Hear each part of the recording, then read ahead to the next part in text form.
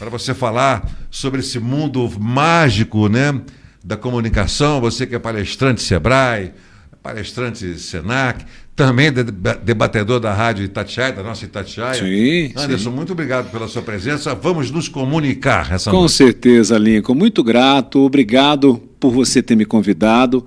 Grata surpresa quando eu descobri que era para a Lonax Play, uma empresa que eu já tive a honra de estar, né, fazendo um treinamento, deixando claro exatamente que as pessoas precisam se comunicar cada vez melhor. E quando você falou da TV Balcão, as pessoas muitas vezes, da minha época, um pouco mais nova, ou até, de repente, 20 e poucos anos, viram para mim e sempre falam assim, a TV Balcão, eu via quando eu era pequeno e tal, eu me sinto um pouquinho velho. Outras pessoas reconhecem pela voz, não importa, importa que a gente está aqui, a gente continua comunicando, né? Hoje eu sou um esportista, eu gosto de correr, então acredito que eu tenho cuidado da minha saúde, afinal de contas, eu quero continuar comunicando durante muito tempo. Agora, eu sempre começo falando das origens, né? Sim.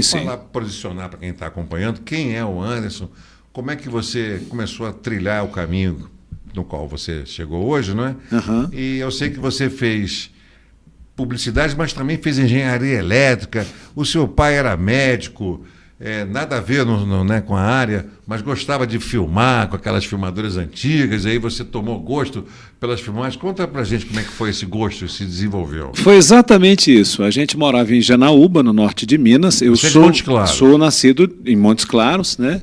E a gente morava em Janaúba e meu pai era médico, mas ele, quando a gente viajava, ele adorava registrar tudo. Então ele comprou uma Super 8, eu tenho essa câmera até hoje, tenho a forma de reproduzir, enfim.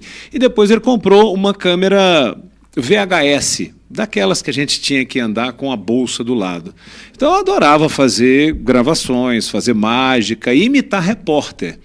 A gente estava conversando antes e você deixou claro que você também, como locutor, você começou antes de ter a voz definitiva, antes da gente passar pela puberdade e ter aquela voz que veio meio rouca e depois ela se torna parecida com a que a gente tem hoje como adulto.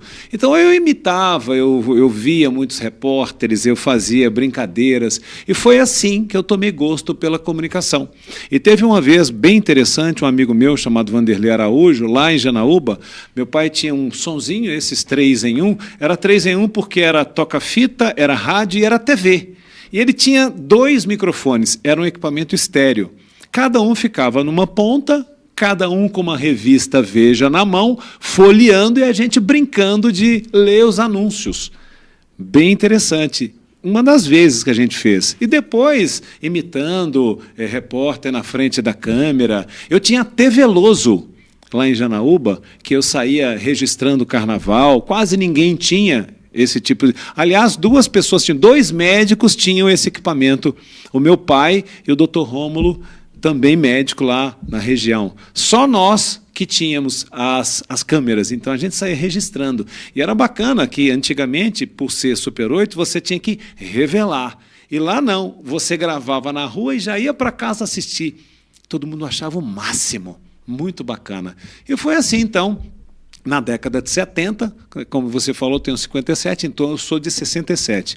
Então, na década de 70, na década de 80, 81 foi quando ele comprou esse equipamento VHS. Então, de lá para cá, olha, foi só, continuei observando e melhorando. Aí, em 86, eu entrei em rádio aqui em Belo Horizonte.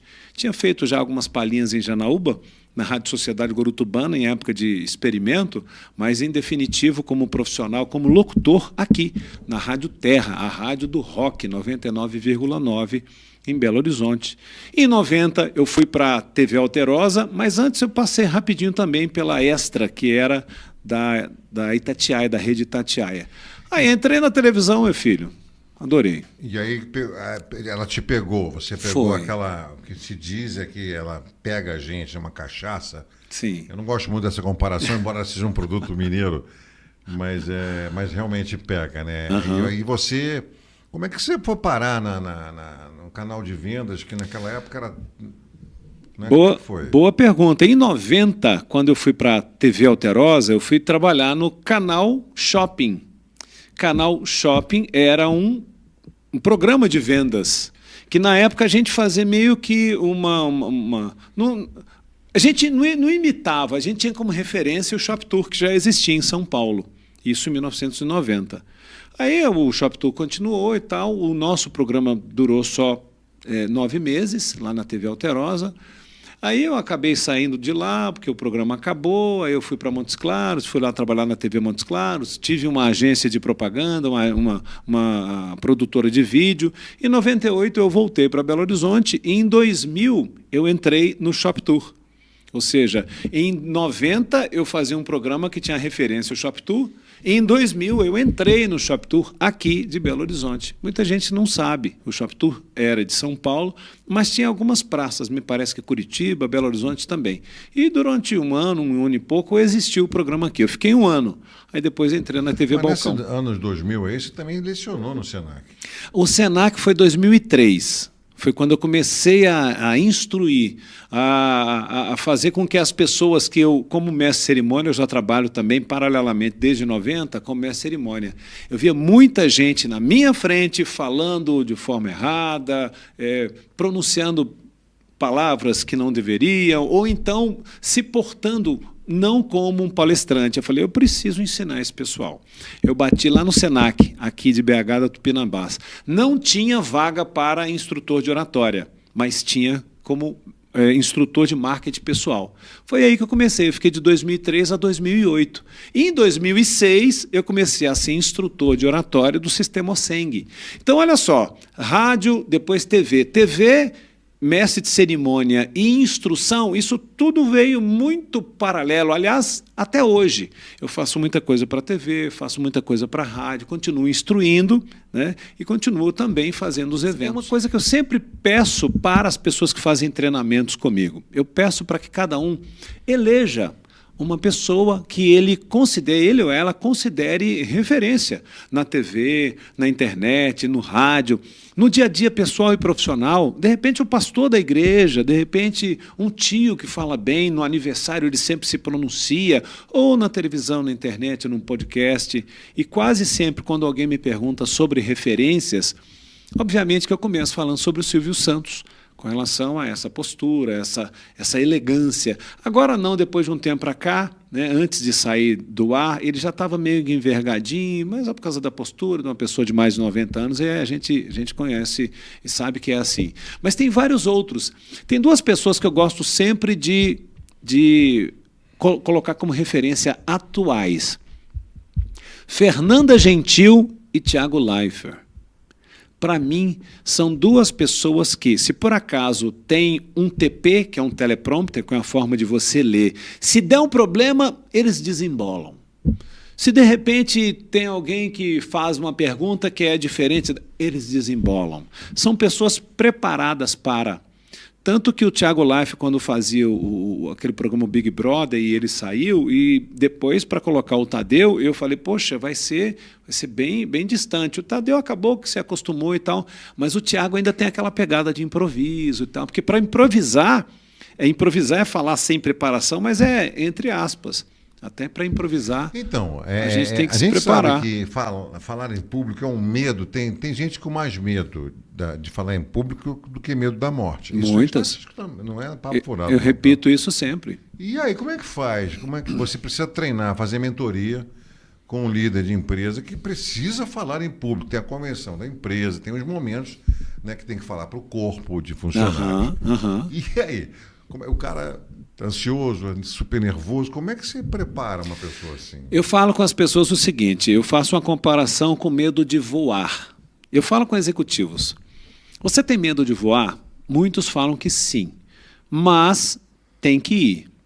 Pois é, que o seu medo de voar seja infinitamente menor do que o seu gosto por estar ali numa reunião, fazendo uma apresentação, enfim, que você coloque isso numa balança. A mesma coisa você ao falar em público. Esse é o medo, o maior medo da população. Isso é geral e é mundial. Eu sempre falo isso. Tem gente que prefere morrer a falar em público. Então, o que você precisa fazer? Você precisa deixar claro para você que é importante para a sua carreira, para a sua vida, enfim. Se você não considerar isso, você acaba Um dia eu consigo, põe outra pessoa para fazer. Pois é. Só que vai ter um momento que não vai ter ninguém. Ou você faz, ou você está fora. Então é mais ou menos assim. O que eu sempre digo para as pessoas é para elas irem se acostumando aos poucos. Como eu falei de vício de linguagem, não é de um dia para o outro, essa questão de medo de câmera também não. Muita gente chega perto de mim e fala assim, eu tenho medo de falar para a câmera, mas eu não tenho medo de falar para 5, 6, 10, 15 pessoas à frente. Eu falo, gente, como é que pode? Eu tenho medo de falar para 5, 6, 7, mas eu tenho medo de câmera também. Eu tenho medo de microfone. Pois é, o que eu sempre digo, olha, pense que seria uma coisa interessante para você, para a sua carreira, para melhorar a sua performance. Porque senão, é como se, aquilo que eu falei dos 99% das pessoas que são líderes, que são boas de serviço, que estão na internet fazendo sucesso. Uma condição é saber falar. Então, são coisas que as pessoas vão ter que, de uma vez por todas, resolverem na vida. A questão de saber falar, de saber se comunicar, é condição. E ponto. Não sou eu que estou falando? Claro que tem. Em casa dá para treinar? Claro. A pessoa tem vários vídeos que ele pode assistir. Na internet você encontra muitos vídeos. Agora, o ideal é que se tiver um mentor que possa pegar na mão para que a pessoa possa fazer exatamente como deve ser feito, de acordo com cada necessidade. Porque muitas vezes a pessoa precisa fazer uma apresentação para uma câmera, precisa fazer uma apresentação como uma reunião, precisa fazer uma apresentação para 50 pessoas, 500 pessoas, tem vários. Agora, no meu treinamento, eu sempre deixo claro que, independente de onde você estiver e da ferramenta que você utilizar para se projetar pessoal e profissionalmente, você tem que estar preparado. É como se eu fosse fazer uma entrevista para você. Por exemplo, aqui eu estou usando um microfone direcional. Mas eu poderia estar usando um auricular, poderia estar usando um de lapela. Que você esteja pronto ou pronta para utilizar a ferramenta que for para que você fale bem. Entendeu? É um podcast como esse aqui. É ao vivo. Nós estamos ao vivo aqui agora. Poderia ter sido gravado. Não, poderia ser editado. Então, que você esteja sempre pronto independente do que for ser feito, que você faça. Isso a pessoa tem que treinar. Então, é um autocondicionamento. Você tem que ter força mental. Muita força, muita vontade e autoconfiança, além de autoestima. Eu sempre deixo claro. Por que é importante uma pessoa deixar claro que se gosta ao fazer uma apresentação em público? Porque se a pessoa não deixa claro que se gosta, como é que o outro vai gostar dela? É a mesma pergunta que eu faço. Por que você tem que demonstrar autoconfiança ao falar em microfone, ao falar para plateias, ao falar de forma virtual? Se não deixar claro que você confia naquilo que você está falando, como é que o outro vai confiar em você? Entendeu? É básico. Então, são várias coisas que são treináveis. Agora, você tem que querer. A primeira coisa de tudo é querência, meu filho. Porque, senão, você não chega. Bom, agora, para você falar em público, tem duas maneiras, né, que eu enxergo. Você tem um discurso pronto, você vai ler. É uma técnica de leitura, né, e tem o improviso, que é um desafio muito, muito maior. Né? Sim, com certeza. Como é que faz? Primeiro... É passo a passo, olha, começa lendo, faz seu discurso e depois parte para o improviso, que aí tem que ter uma estrutura, uma capacitação mental um pouco mais elaborada, né, para poder ter os assuntos sem ter uma cola, né? Sim. Porque a gente conversou antes que na época de televisão lá atrás tinha a tal da Dália, né, Anderson? Você olhava para o papel e tinha os tópicos. Igual o cantor tem também, eu não sei se ainda é assim, né? Tem. E as músicas lá para colar, é uma cola, agora a próxima música é tal, vou cantar e tal. Pode. Como é que faz no caso de um executivo que tem que falar? Não, eu vou falar de improviso. O que você diria para um executivo dele? Você lembra que eu mostrei aqui os 5 passos do meu Fale Bem Agora, o meu método, a minha metodologia. Olha como é que é fácil para mim decorar para que eu possa falar de forma improvisada. Eu tenho os passos, eu sei que aqui é autoconhecimento, sei que aqui é o conhecimento do tema, sei que aqui é a didática, como apresentar, sei que aqui é a comunicação verbal e não verbal, ok? Ok.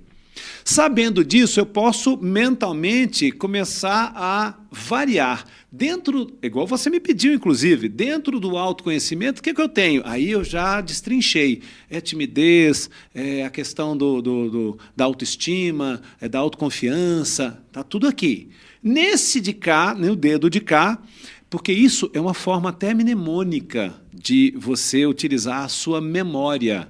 Você pode, só abrindo um parêntese aqui, depois eu volto, não vou me perder. Você pode, inclusive, fazer uma apresentação, por exemplo, estou olhando para o Lincoln. Aí eu falo assim, se eu olho para o cabelo do Lincoln, eu vou falar alguma coisa que tem a ver. Se eu olho para a testa dele, é a mesma coisa. Se eu olho para a orelha e tal, para o ombro... Tem gente que faz discursos, que faz apresentações com essa técnica. E é muito poderosa. Você vai olhando para partes do corpo da outra pessoa, ou partes de lugares, enfim. Você que condiciona isso. Entendeu? Então, isso... Agora eu vou fechar o parênteses para continuar. Então, no segundo aqui, eu sei que é o tema. Aí, o tema é você sabendo sobre o que você vai falar, sua experiência, está aqui. Nesse de cá, o desenvolvimento, contar uma história e tal. Nesse, a comunicação verbal, que tem o VVT, volume, velocidade e tom. E aqui tem a ver com o não verbal, que é a postura, gesticulação, semblante. Aí você me pergunta assim, Anderson, não dá para falar isso em 10 minutos, 15 minutos? Claro que dá, porque aí, em cada tópico desse, eu tenho um exemplo. Está vendo? Isso foi condicionamento meu. Isso foi uma palestra, ou uma apresentação, ou está aqui num podcast. Se você vai fazer a sua apresentação, preste atenção. Você que domina o seu tema. O tema foi você que desenvolveu, foi o livro que você escreveu, então imagina que você escreveu da página 1 até a página 100. Você está ali. Se alguém te perguntar, você sabe pelo menos partes desse livro. E para fazer uma apresentação, você pode montar igual eu fiz aqui. Montar em tópicos e cada tópico você vai falar. Você pode montar, inclusive, vou cortar para essa câmera de cá. Imagina essa televisão aqui. A minha apresentação está aqui.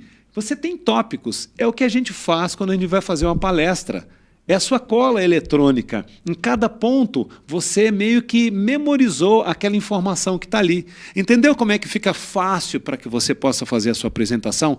Anderson, eu posso escrever na mão? Por favor, não seria o ideal, mas eu conheço histórias de pessoas que levaram tópicos escritos na mão. Eu olhava assim meio que de soslaio e tal, dava uma olhadinha assim. Tem gente que leva tópicos escritos, por que não? É aquilo que eu sempre falo, vai de uma forma assim tranquila, dá uma olhadinha e tal, não se perca, porque muitas vezes, vamos supor que eu estou num evento que o patrocínio é da Lonax, e eu tenho que falar da Ivana no final da apresentação. Aí eu vou e esqueço. Imagina como é que seria horrível isso. Então, que você leve escrito certas coisas que você não pode deixar de falar. Um patrocínio de uma empresa que você está fazendo um evento, enfim, nome de pessoa, gostaria muito de agradecer o fulano de tal, Leva, não tem problema nenhum, fala de uma forma assim, tranquila, bem casual, fica tudo bem. O negócio é que você não pode demorar, eu acredito que o esquecimento é pior do que você ter alguma forma meio robotizada de ler. Se por acaso você estiver pleiteando um cargo de gerente de relações internacionais, gerente ou diretor, que você tenha ali uma sucursal com... Correspondente internacional, de um grande veículo. Claro, aí sim. Né? É positivo porque quando você estiver fazendo a sua exposição do seu currículo, as pessoas vão saber que você domina, tomara que sim, porque tem gente que fala que tem fluente, mas não tem, né? Mas tomara que isso não vire uma arrogância. Tomara que não. O ideal é que, se for pedido numa entrevista, que a pessoa faça a entrevista, fale na língua que for solicitado, inglês, ou italiano, ou chinês, no caso mandarim, enfim. Eu acredito que é positivo desde que esteja no contexto, Ivana. Porque senão dá a impressão que, quem é que perguntou? Sabe aquela coisa? Ninguém está te perguntando nada, não. É porque o cara ele se acha e tal, enfim. Mas eu acho que dentro do contexto é bacana. Só emendando uma outra coisa aqui, eu tenho descoberto que, muitas vezes, o que tem se pedido nas empresas não é nem que as pessoas falem um outro idioma. é o próprio. É ter português fluente. Me ajuda aí. O internetês está estragando muitas comunicações de muitas pessoas. BLZ, beleza, o TD de tudo, o KD. Então, cuidado, você que está nos assistindo, se você for fazer uma entrevista, cuidado que isso pode ser primordial para você não conseguir a vaga que você pleiteia. Como comunicar melhor para captar mais parceiros? Captar mais parceiros, atender cada vez melhor, vender através da sua comunicação. Uma dica que eu sempre dou nesses treinamentos é encantar a pessoa, ou o cliente, ou o prospect, ou o lead, ou o próximo cliente. Como é que a gente faz para encantar uma pessoa? Eu no treinamento eu deixo claro que para encantar tem 3 passos. O primeiro é agradar essa pessoa, esse parceiro, é conversar coisas que conectam com ele, é dar bons exemplos. Então, agradar seria o primeiro passo. O segundo tem a ver com a expectativa, sabe? Superá-las. Superar as expectativas da pessoa. Ela espera que você ofereça certas coisas, só que você oferece um pouco mais, ou na fala, ou na sua ação.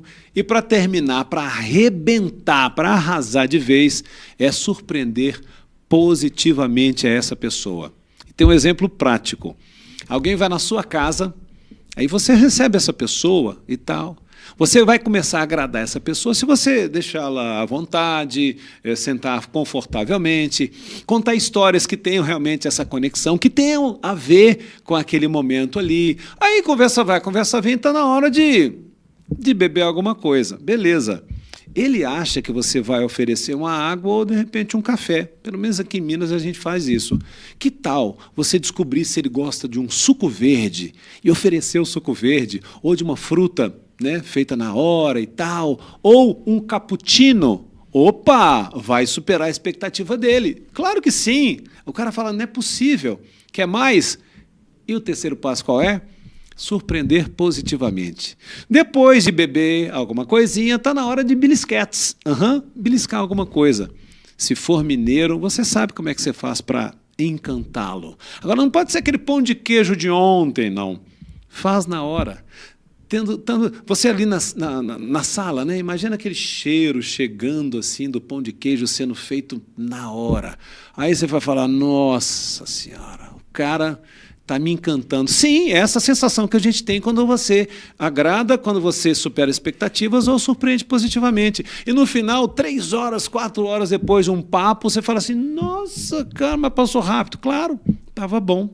E é isso. Então, se você tem interesse em encantar os seus parceiros, agrade, supere expectativas e surpreenda positivamente. Qual é a importância da habilidade de oratória para líderes em empresas?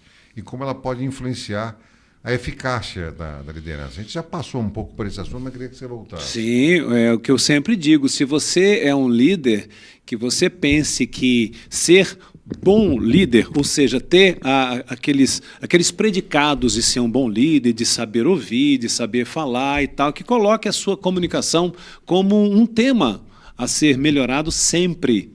E como eu sempre digo, você tendo escutativa, você tendo uma comunicação não violenta, comunicação assertiva, que a gente já comentou, isso tudo são bons predicados, boas qualidades para o líder.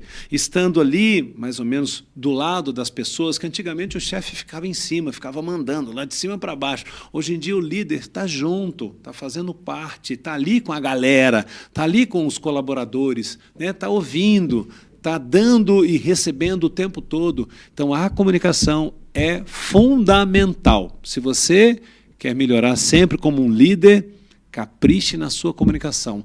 E outra, escuta ativa. Temos 2 orelhas, aquela velha história, porque a gente precisa ouvir mais do que falar. Compartilha conosco, Anderson, algumas dicas de como uma empresa pode começar a desenvolver uma comunicação mais interessante e que ajude-a a se conectar com o público-alvo. Olha, para que você possa conectar com alguém, você precisa falar a língua deste alguém. Você quer conectar com o seu público-alvo, então você, obviamente, que vai ter que falar coisas que sejam de interesse do seu público-alvo. Agora, você vai fazer isso como? Tem gente que prefere através de vídeos mais engraçados, tem gente que escolhe fazer algo mais interessante de uma outra forma. Então você tem que achar qual que é mais ou menos o que o seu público-alvo espera. Muitas vezes, através de uma pesquisa, você consegue. Vai fazer uma pesquisa através do Google Forms, por exemplo.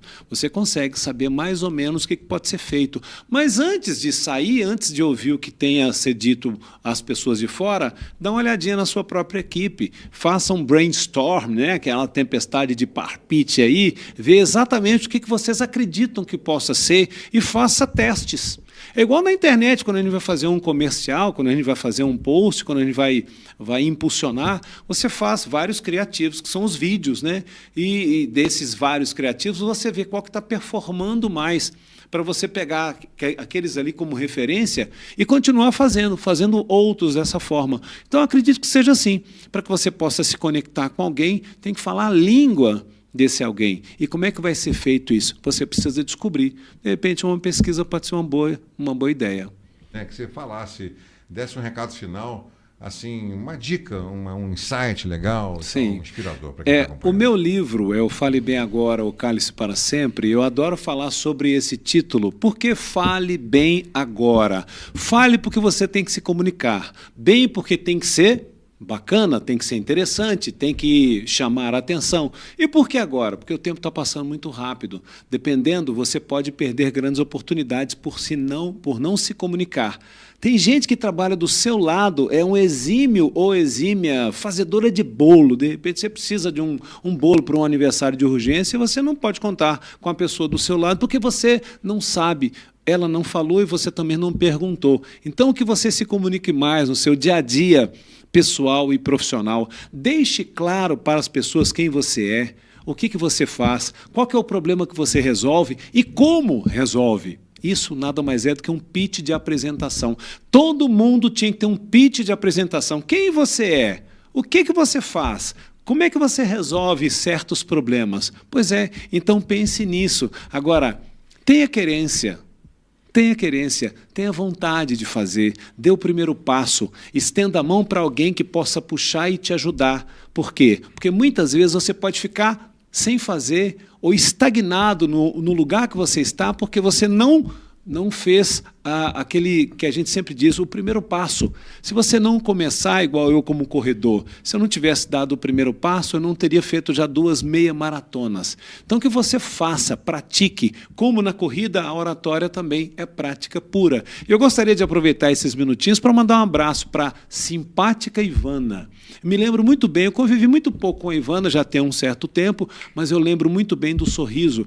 E atenção, a menor distância entre duas pessoas é o sorriso, é a simpatia, é a empatia. Simpatia com empatia, então, é tudo de bom. E a gente falou sobre conexão, que você fale a língua da pessoa para que ela possa te entender e vice-versa. Afinal de contas, isso é comunicação.